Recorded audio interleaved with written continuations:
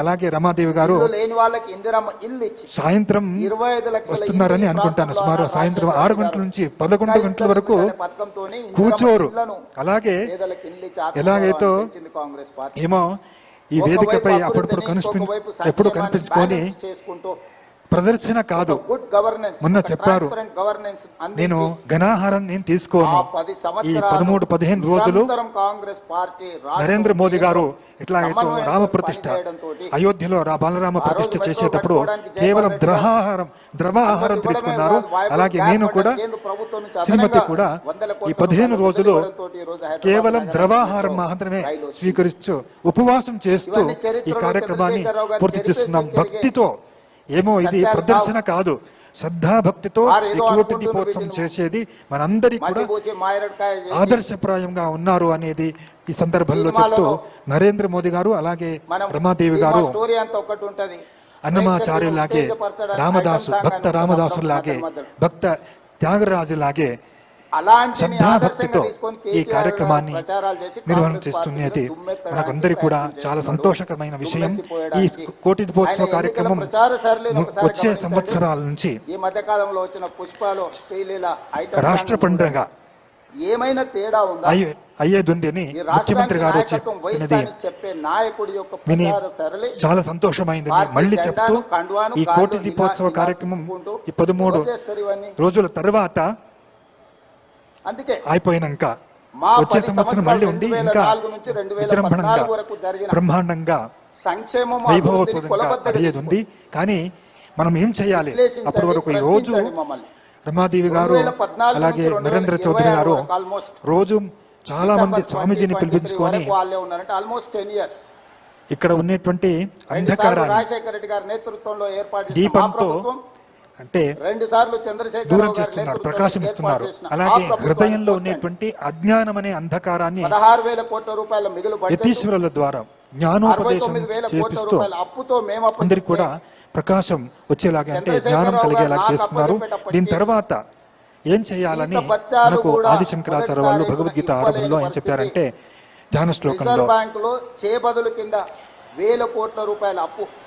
ప్రజ్వాలితో జ్ఞానమయ ప్రదీప భారత తైలపూర్ణ ప్రజ్వాలితో జ్ఞానమయ ప్రదీప అంటే వేదవ్యాస మహర్షులు మనకు రామాయణం, మహాభారతం, 18 మహాపురాణాలు ఇత్యాది జ్ఞానాన్ని మనకు ఇచ్చారు. దాన్ని రోజు చదువుకొని భగవత్ చింతన చేయాలి. ఆత్మజ్ఞానం ఆదిశంకరాచార్య వాళ్ళు ఆదేశించినట్లు ఆత్మజ్ఞానం పొందడానికి ప్రతిరోజు జ్ఞానాన్ని పొందాలని చెప్తూ మీరందరూ కూడా చాలా శ్రద్ధాభక్తులతో ఈ రోజు వేలాది సంఖ్యలో ఈ కార్యక్రమంలో పాల్పంచుకున్నారు. అందరికీ కూడా శృంగేరి జగద్గురు గారు విచ్చేసి ఇక్కడికి ఆశీర్వదించారు. ఆయన ఆశీర్వాదంతో అలాగే పరమేశ్వరుడు ఆశీర్వాదంతో అన్ని విధాలు మంచి కావాలి, శుభం కావాలని ప్రార్థన చేసి అందరికీ కూడా మా ఆశీర్వాదాలు ఎల్లప్పుడూ ఉంటాయని చెప్తూ మరొక్కసారి నమ్మినోడి దగ్గర చైర్మన్ అయిన ఇచ్చినోడి దగ్గర నరేంద్ర చౌదరి గారికి, శ్రీమతి అయిన రమాదేవి గారికి, అలాగే కూతురు అయిన రచన గారికి కూడా మా ఆశీర్వాదాలని, సంతోషపూర్వకం ఆశీర్వాదాలని మరొకసారి తెలియజేస్తూ వాటికి అలాగే ఈ భక్తి టీవీ, ఎన్టీవీ, వనితా టీవీ సభ్యులు ఎవరైతే ఉన్నారో అందరికి కూడా ఆశీర్వాదాలని తెలియజేస్తూ నాటికి విరామిస్తున్నాం. హర నమః పార్వతీపతయే, హర హర మహాదేవ, జగద్గురు ఆదిశంకరాచార్య మహారాజకి జై. ఆశీస్సులు అందించినటువంటి హల్దీపురం వైశ్య గురుపీఠం పీఠాధీశ్వరులు శ్రీ శ్రీ శ్రీ వామనాశ్రమ స్వామి వారికి భక్తులందరి తరపున నమస్సులు తెలియజేసుకుంటున్నాము. రేపటి రోజున ఈ కోటి దీపోత్సవ మండపంపై రమణీయ కమనీయ దృశ్యాలన్నీ కూడా ఆవిష్కృతం కాబోతున్నాయి.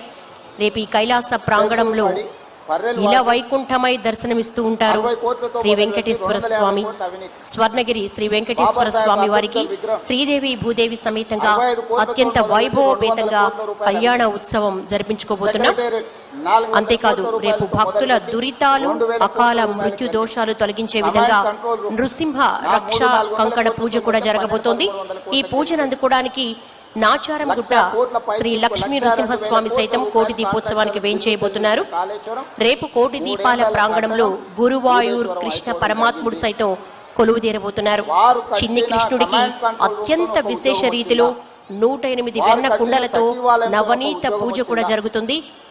ఈ అద్భుత దర్శనం రేపటి కోటి దీపోత్సవానికి ప్రత్యేకం. రేపు మరో ముఖ్యమైన అపూర్వమైన ఘట్టం కూడా ఉంటుంది. మీరెంతగానో ఎదురు చూసే నాగ సాధువులు నిర్వహించే మహారుద్రాభిషేకం అత్యంత వైభవపేతంగా జరపబడుతుంది. మహామృత్తికాలింగానికి మహారుద్రాభిషేకం నిర్వహిస్తారు. ప్రత్యేకమైనటువంటి ప్రధాన వేదికకు ఎడమ వైపు నిర్మించే ప్రత్యేక మండపంలో ఈ మహారుద్రాభిషేకం నిర్వహిస్తారు నాగ సాధువుల చేత. ఇక రేపు భక్తులు అనుగ్రహించేందుకు అక్షయ పాత్ర ఫౌండేషన్ అధ్యక్షులు హరే కృష్ణ మూవ్మెంట్ వ్యవస్థాపకులు శ్రీ మధు పండిత దాస విజయబోతున్నారు. రేపు ప్రముఖ ఆధ్యాత్మికవేత్త శ్రీ దివి నరసింహ దీక్షితులు ప్రవచనామృతాన్ని అందించబోతున్నారు. వీటితో పాటు శ్రీపురం స్వర్ణ శోభిత వైభవలక్ష్మి దర్శనం, రజత కామధేను దర్శనం, శత అష్టోత్తర ప్రత్యేక హారతులు, కోటి దీపాల కాంతులు, సప్తహారతుల వెలుగులు, మహానీరాజనాలు, సాంస్కృతిక కదంబాలు వంటి మరెన్నో ఘట్టాలు మీరందరూ కూడా దర్శించుకోవచ్చు. అందరూ 5:30 గంటల కల్లా ప్రాంగణానికి వచ్చేయండి. 65 లక్షల ఎకరాల వరి పండించి ఒక సీజన్లో, ఇంకొక సీజన్లో 54 లక్షల ఎకరాల వరిని పండించి 2 సీజన్లు కలిపితే దాదాపుగా 1,10 లక్షలు 15 లక్షల ఎకరాల వరి ఉత్పత్తి చేసి 2,85 లక్షల మెట్రిక్ టన్నుల వడ్లను ఉత్పత్తి చేసిన ప్రభుత్వం మాది.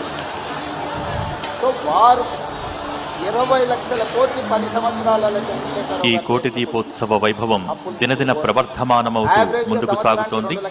రేపు మీ అందరి సమక్షంలో స్వర్ణగిరి శ్రీ వెంకటేశ్వర స్వామి వారికి శ్రీదేవి భూదేవి సమేతంగా అత్యంత వైభవోపేతంగా పరిణయోత్సవం జరగనుంది.